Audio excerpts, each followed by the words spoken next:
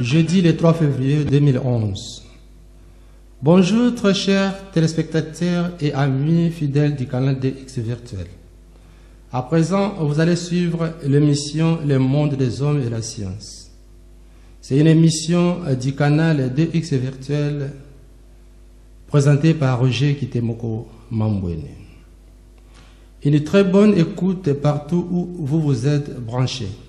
Rebonjour. Il y a environ 400 millions d'années, la vie est sortie du placétan aquatique pour se développer lentement sur la terre ferme par mutation sélective. Il y a 165 millions d'années a commencé l'ère des dinosaures. Certains étaient végétariens, d'autres des redoutables carnivores. Mais à la fin du Crétacé, les dinosaures disparus de notre planète, après y avoir régné 100 millions d'années, ont-ils été confrontés à une première période de glaciation provoquée par le choc avec un astéroïde venu du cosmos qui aurait modifié l'axe et l'ellipse de la Terre en l'éloignant du Soleil. D'ailleurs, nous ignorons tout de la 10e planète qui se trouvait entre Mars et Jupiter dans notre système solaire. À sa place, il n'existe plus qu'une énorme ceinture d'astéroïdes qui tourne dans l'ancienne ellipse de la planète désintégrée. Or, chacun de ces petits monstres peut un jour s'échapper de son orbite actuelle pour aller vagabonder dans l'espace à la manière d'une grande météorite et constituer pour notre planète une vraie source de danger comparable à l'explosion de plusieurs bombes thermonucléaires. Par l'existence des dinosaures, nous savons que la Terre a tourné pendant 100 millions d'années sur une ellipse qui lui assurait un bon réchauffement solaire. Soudain, le froid est apparu et se fit l'extinction de la race des dinosaures parce qu'ils étaient incapables de s'habituer aux brusques changements de température. Revenons à 4 millions d'années en arrière pour rechercher le berceau de l'humanité qui se situerait au cœur de la forêt tropicale africaine. C'est là qu'on a découvert les plus vieux ossements humains de nos ancêtres, l'Australopithecus afarensis. Un premier squelette féminin a donc été trouvé en Éthiopie près de la rivière asséchée nommée Adar. Les savants l'ont appelé Lucy. Elle est actuellement le premier squelette humain à posséder des petites jambes montées sur un large bassin horizontal, ce qui lui permettait déjà de courir en se tenant debout sur ses deux jambes. Ces détails la différencient de nos cousins les singes proconsuls qui ont gardé un petit bassin étroit remontant en vertical. Autre particularité, les singes ont gardé leurs pouces raides, tandis que nos premiers humanoïdes pouvaient les replier pour saisir les aliments ou faire la chasse. L'âge de Lucy est d'environ 3,5 millions d'années.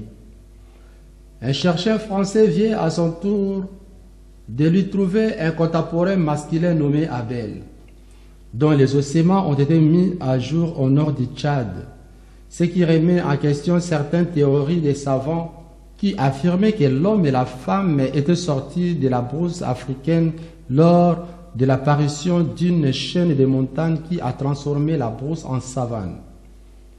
Dans le cadre de cette hypothèse, nos ancêtres se seraient alors subitement mis à courir sur leurs jambes pour échapper plus vite aux félins et aux autres animaux qui les menaçaient.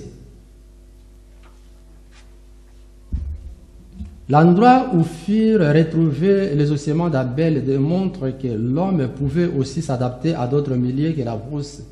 La querelle sur les jambes des premiers hominés n'a pas fini de faire couler beaucoup d'encre. Le dernier ère glaciaire connue. Vers 950 000 ans, des groupes dominiens d'environ 10 personnes franchissent le détroit de Gibraltar, encore soudé à notre continent, et remontent jusqu'au sud de notre continent européen. Ces Homo erectus se sont installés dans les Alpes maritimes, précisément à l'endroit où commençait la banquise de glace créée par la glaciation des Gunz. Vers 650 000 ans, des hommes profitent d'une période interglaciaire et remontent jusqu'à Abbeville pour devenir s'installer dans la Somme. Vers 400 000, recommence une nouvelle période glaciaire nommée Mindel. Vers 280 000, période interglaciaire puis brusque glaciation des risques qui durera jusqu'au réchauffement des années 40 000. Mais 5 000 ans plus tard, nouvelle et brusque glaciation qui durera jusqu'à la période des années 9000 avant notre ère. Cette nouvelle glaciation fut si forte que 30% de toutes les terres habitables du globe furent recouvertes de glaciers. À compensation, le niveau des mers redescendit entre 100 et 120 mètres au-dessus de son niveau actuel. Il ne s'agit pas pour nous de refaire un pointage des aires glaciaires, mais d'essayer de faire la lumière sur l'énorme trou noir qui englobe les millions d'années où l'homme et la femme ont déjà existé sur la Terre, jusqu'à la période des premiers éléments de vie en société et qui ne sont perceptibles qu'à partir de 5000 avant Jésus-Christ. Bien sûr, nous avons trouvé des tombes datant de l'an 33 000 de notre ère concernant la chasse et la vie quotidienne de l'homme de Néandertal qui ensevelissait déjà ses compagnons dans des fosses en y ajoutant de la nourriture et des armes pour permettre aux morts d'accomplir son grand voyage dans l'au-delà. Ceux-ci sont les éléments précurseurs d'une croyance à une autre vie après la mort. Ce qui confirme également des dessins trouvés dans les grottes du Paléolithique du sud-ouest de la France âgées d'environ 25 000 ans qui prouvent qu'un culte était déjà célébré dans des grottes en l'honneur de la déesse mère, source de vie et de protection. La plus vieille statue d'une femme, probablement une déesse, est celle de Brassampouy dans les Landes dont l'âge remonte à 22 000 ans de notre ère ou 24 000 ans de nos jours. Je répète, la plus vieille statue d'une femme, probablement une déesse, est celle de Brassampouy dans les Landes dont l'âge remonte à 22 000 ans de notre ère ou 24 000 ans de nos jours. À ces figurines, on peut ajouter des statuettes de lignes, des serpents ou des colombes. La ligne est le symbole de la fécondité féminine qui fut souvent associée à cette planète. Discrète et effacée, elle éclaire notre nuit en nous transmettant la douce lumière du soleil disparu. Le serpent représente notre corps qui rampe sur terre et naît un jour enroulé dans le ventre de sa mère, tandis que la colombe symbolise l'innocence, la blanche pureté, l'amour qui recoule et l'envol de l'esprit après la mort. À Jéricho, on a trouvé dans les fondements de la ville les bâtis en forme de cercle fortifié pour assurer une meilleure défense, une quantité de figurines représentant la déesse protectrice de la cité, de la fertilité et du foyer familial. Or, Jéricho est actuellement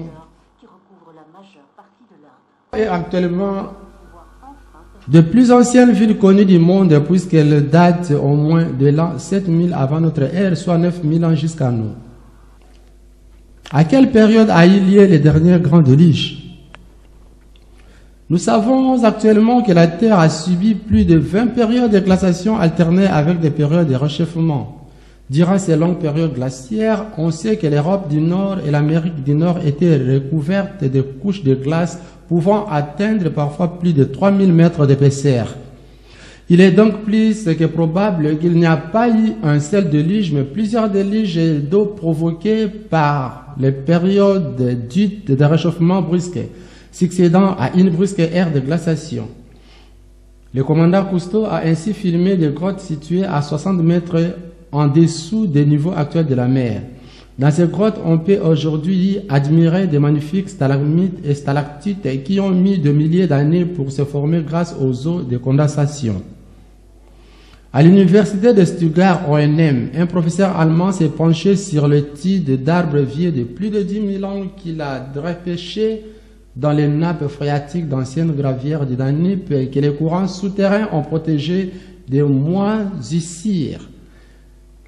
Par l'étude des cernes contenues dans la coupe transversale de ces arbres, ce professeur a constaté une augmentation du deutérium et du carbone 13 coïncidant avec une élévation de la température de notre atmosphère de plus 5 à plus 7 degrés Celsius, ce qui localise exactement la fin de la dernière ère glaciaire que le professeur Baker situe en l'an 8975 avant Jésus-Christ. Ce qui confirme une autre méthode effectuée par l'opération Greenland Ice Core Project, qui fore au Groenland dans une couche de glace dépassant 3100 mètres d'épaisseur afin d'y retirer des carottes échantillons contenant les flocons de neige tombés depuis 120 000 ans.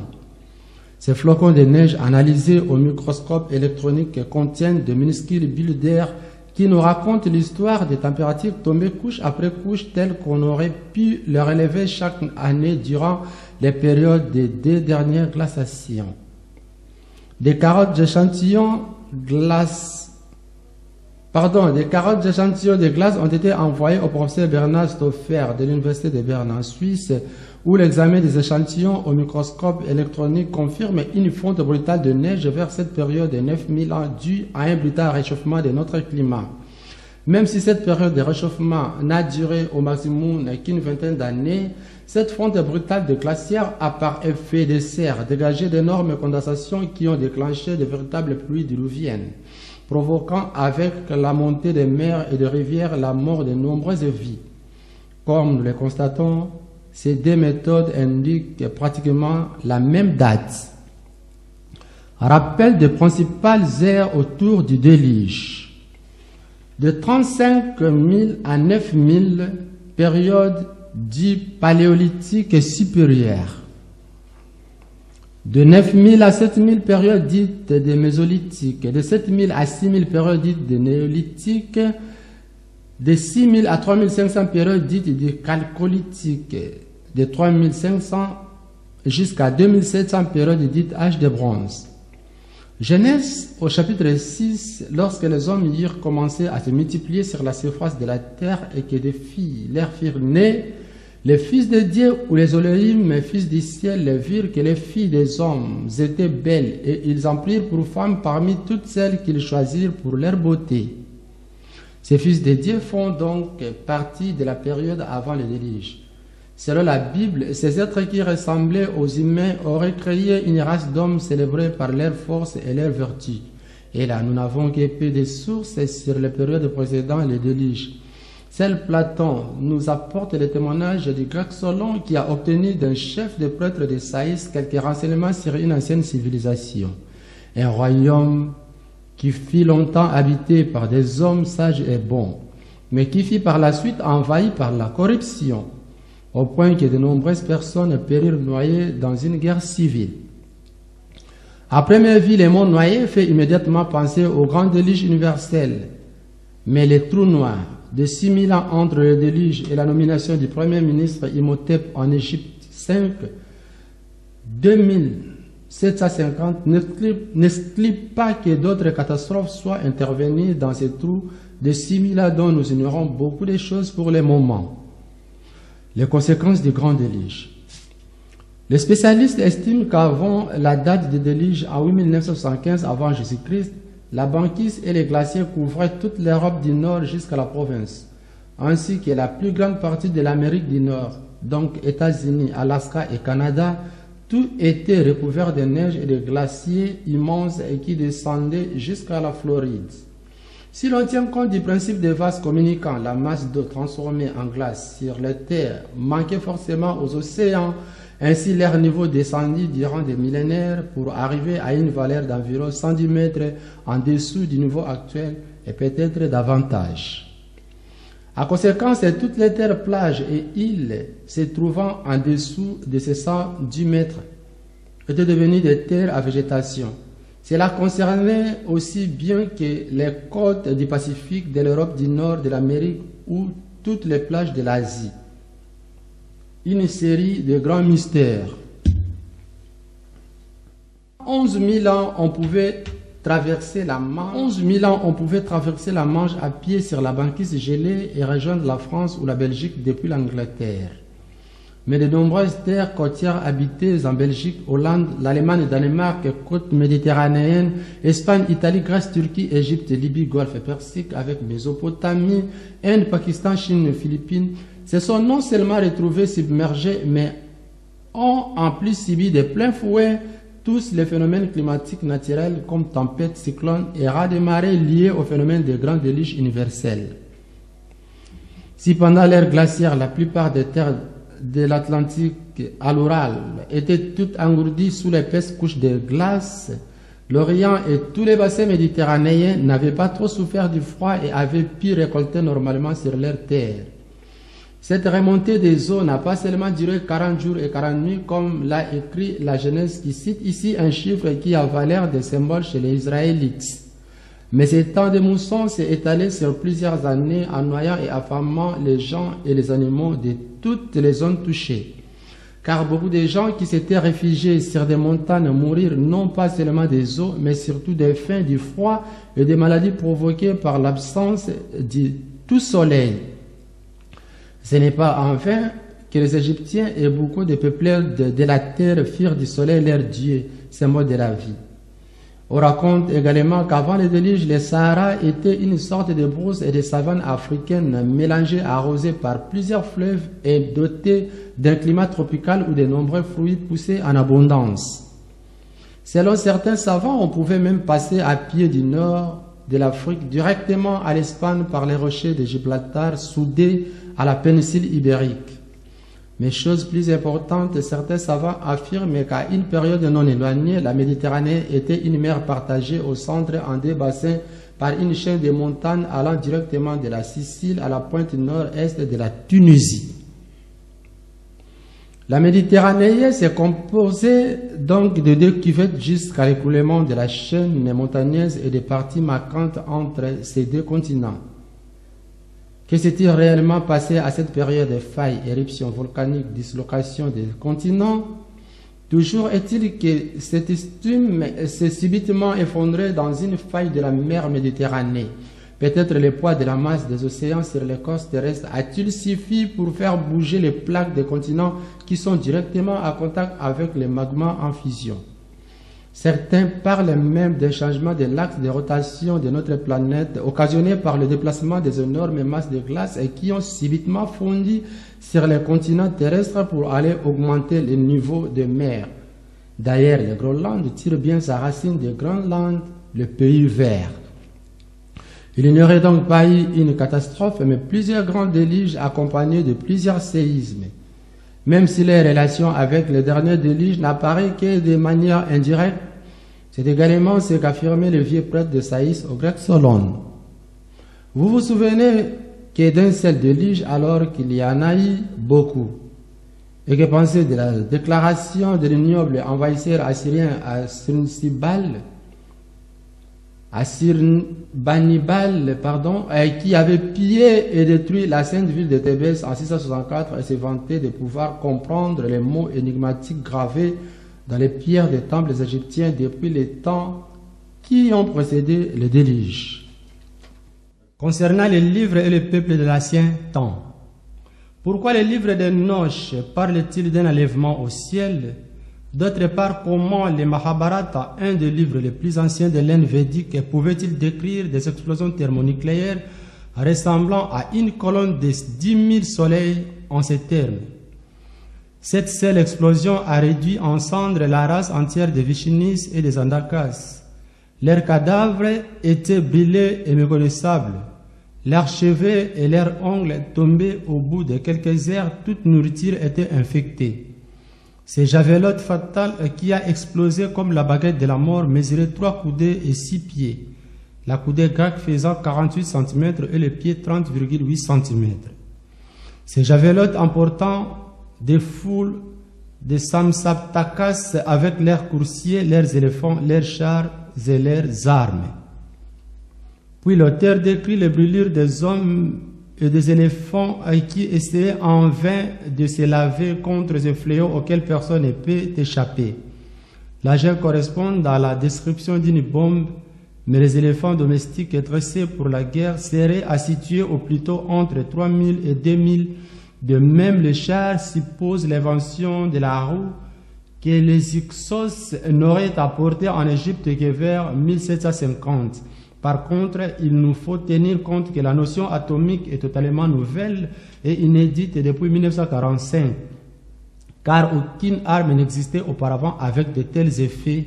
Or, ces textes nous décrivent bien l'engin et les efforts et brûlures d'une véritable bombe atomique. C'est un hasard. Et c'est un hasard si l'on a retrouvé en un des corps fortement irradiés comme ceux d'Hiroshima. Et pourquoi le principal dieu védique Indra était-il considéré comme le dieu de la foudre qui faisait s'écrouler le mur? Ce n'est pas l'unique phénomène bizarre puisque la Bible nous donne des indications concernant d'étranges phénomènes au Sinaï. Le prophète Élie, après avoir marché 40 jours et 40 nuits, se rend au mont Horeb du Sinaï. 1 Roi au chapitre 19. Après avoir transmis ses pouvoirs à son disciple Élisée, Élie s'envole dans le ciel emporté sur un char et des chevaux de fée. Deuxième livre des Rois au chapitre 2. Et c'est une coïncidence si Dieu s'est justement manifesté à Moïse au mont Horeb dans le Sinaï et qu'à ce même endroit, Moïse a reçu les tables de la loi en s'éclipsant 2 fois dans les nuées de la montagne sainte durant 40 jours et 40 nuits. C'est encore à Horeb que Moïse a fait jaillir l'eau du rocher, Exode au chapitre 17, verset 6. N'oublions pas qu'Abraham a vécu un certain temps en Égypte et que Moïse a grandi à la cour de Pharaon où on l'a instruit du savoir et des anciens textes égyptiens. Or, c'est Moïse qui donna au peuple hébreu l'ensemble des lois et des prescriptions qu'ils ont conservées jusqu'à aujourd'hui. D'ailleurs, même au temps de Jésus-Christ, 2 tendances s'opposaient déjà dans la croyance du peuple juif. A. Les pharisiens qui croyaient en la résurrection des morts. B. Les sadducéens, les familles nobles de Jérusalem, et ne croyaient pas et s'attachaient beaucoup plus aux biens terrestres. Force est de remonter aux sources présumées de la civilisation, et c'est là qu'apparaît une civilisation très ancienne qui possédait déjà une très forte avancée technologique. Les Atlantes. Le mot Atlante semble trouver sa racine dans l'Atlantique. Peut-être était-il déjà exact au temps de Solon, mais essayons de reconstituer le passé qu'en théorie comporterait au moins 4 époques différentes. Première période supposée. Une civilisation avancée gère 10 royaumes depuis des temps lointains antérieurs aux déluge. Or, à une date inconnue, l'attente des 10 royaumes explose dans un conflit interne. L'identification au mont Atlante ne viendra que bien plus tard. Des êtres bons et sages ont développé sur l'ensemble du bassin méditerranéen qui a échappé aux effets de la glaciation et peut-être même une partie de l'Orient et de l'Afrique, une critique très avancée. Mais un jour, la fonte de la dernière glaciation crée un déluge et qui fait remonter les niveaux de la mer de plus d'une centaine de mètres. L'île où siègent nos futurs Atlantes et que nous estimons proche de la pré-île du Sinaï est submergée par les flots et noie une partie des habitants. L'autre partie de la population trouve refuge au mont Sinaï, altitude de 2637 mètres, qui deviendrait pour longtemps le centre de regroupement des Atlantes ayant survécu à l'immense catastrophe. Pourquoi la mer située entre la partie est du Sinaï s'appelle aujourd'hui le golfe d'Aqaba, du même nom que la ville d'Aqaba entre le Sinaï et l'Arabie Saoudite? Lorsqu'on sait que dans la spiritualité égyptienne introduite par Imhotep, les mots Ak-Ka-Ba forment 3 éléments du triangle de la spiritualité égyptienne dont l'Ak représente la pointe et le Ka la base. Entre ces 2 circules, le bas, cette énergie figurait sous la forme d'une tête d'homme montée sur le corps d'un oiseau prêt à l'envol. Ces bas peut faire monter l'âme au Créateur ou la faire réincorporer dans un nouveau corps mortel pour la rééduquer jusqu'à ce que sa conscience soit conforme à la lumière de la perfection et de sublimation des lacs divins. Étrange aussi la double orthographe du mot Ka et Ka, qui sous une même consonance a des nuances proches mais s'écrit sous la forme de 2 hiéroglyphes, dessins phonétiques différentes. Le mot Ka est symbolisé par un oiseau migrateur cigogne qui représente le corps mortel, tandis que celui du Ka se compose de 2 bras humains levés vers le ciel en attitude de prière. Cette notion de réincarnation n'est pas nouvelle, elle figure dans plusieurs textes trouvés dans les tombes royales parmi les textes des pyramides. Étrange également l'endroit où se trouve la fameuse pierre noire qu'Abraham et Ismaël ont léguée à la postérité musulmane et qui précisément porte également les 2 syllabes sacrées du Ka et du Ba.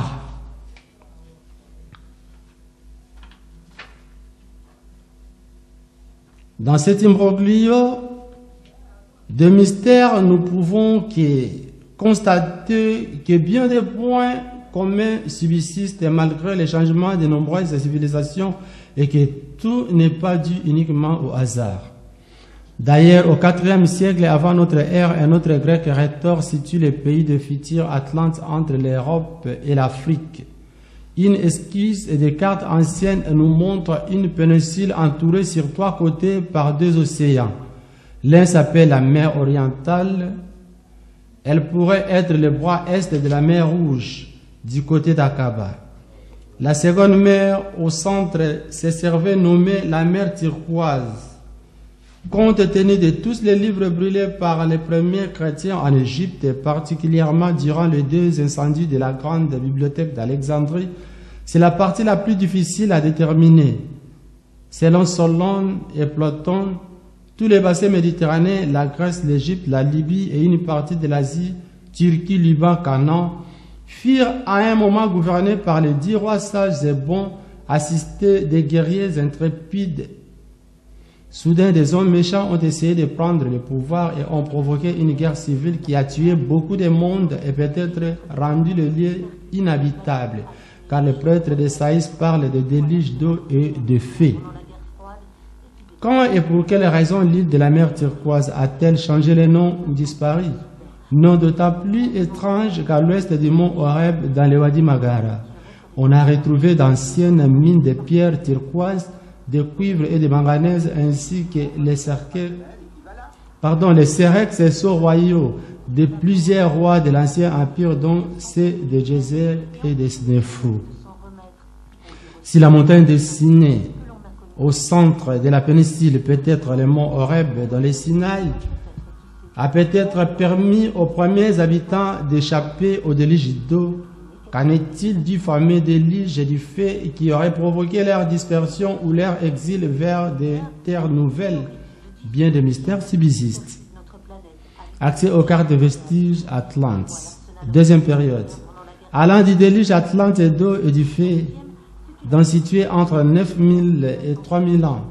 C'est la période du trou noir où l'humanité serait retournée à une certaine forme de barbarie et de vie primitive, vivant essentiellement de chasse et de pêche. La Grèce et l'Asie mineure deviennent des pays idolâtres et qui ont perdu toute trace de leur histoire. Partout, l'instruction se perd et on assiste au culte de formes bizarres où l'homme adore des statues composites et qui sont à la fois mi-homme, mi-animal. Les 2 chiffres indiqués pour le début et la fin de cette deuxième période sont les valeurs maximales, puisque nous ne possédons pas la date exacte où a eu lieu la guerre entre les bons et les mauvais Atlantes. Troisième période. Entre 3000 et 2750, des contacts ont lieu entre ces 2 formes de civilisation, car on voit progressivement apparaître de nouvelles divinités. Mais lorsque le grand contact aura lieu entre Imhotep et Djéser, tout va changer avec une rapidité foudroyante. Imhotep sera nommé chef des prêtres, fondateur des médecins chirurgiens, chef des scribes, des architectes et des mathématiciens. Un tel travail n'a pas pu être accompli par un seul homme. Si donc on connaît le début de cette troisième période, il est à nouveau difficile de déterminer le passage à la quatrième période par manque de documents. Combien de temps les compagnons des descendants d'Imhotep sont-ils restés en Égypte et quand l'ont-ils quitté? Ont-ils été obligés de partir? Et c'est un autre groupe qui aurait alors vogué vers les îles Canaries pour rejoindre les îles Bermudes en transitant par les îles Açores, car il y a encore aux Canaries des drôles de fondations qui ressemblent à un escarabée. Or, les Égyptiens ont longtemps assimilé l'escarabée ayé de couleurs dorées, espèce aujourd'hui disparue avec la forme du soleil levant. Quatrième période. Des survivants atlantes peut-être pas le meilleur vu la prolongation des rituels de sacrifices humains et qui se prolongeront trop longtemps. Voguent vers le nouveau monde et prennent contact dans le millénaire avant notre ère avec les tribus du Mexique, du Pérou et de Colombie qui les considèrent comme des dieux et leur construisent des pyramides à degrés semblables à celles d'Égypte sous la 3e dynastie. Même si cette théorie est encore fragile, la science de demain peut encore nous réserver bien des surprises par des découvertes qu'un jour ressurgiront et sortiront des sables du passé et nous expliqueront clairement ce que nous ne pouvons comprendre aujourd'hui. Pour l'instant, bien des questions attendent une réponse. Est-ce que la civilisation atlante est actuellement morte? Sinon, où sont ses descendants? Ont-ils continué d'évoluer et ont-ils réussi à propager le culte de la tolérance, de la bonté? Philos disait dans son livre Unis des Amériques, les États-Unis d'Amérique, qui est les Atlantes survenus en vie. Si les Atlantes connaissaient déjà le culte du Dieu unique Ptah, le grand Dieu invisible, omniprésent et universel, d'où et depuis combien de temps le vénèrent-ils, et qui a pu leur inspirer l'histoire de la résurrection du roi Osiris et la naissance mystique d'Horus? Autre question, les prophètes de la Bible qui ont tenu sur le fond le même langage, avaient-ils des liens avec eux?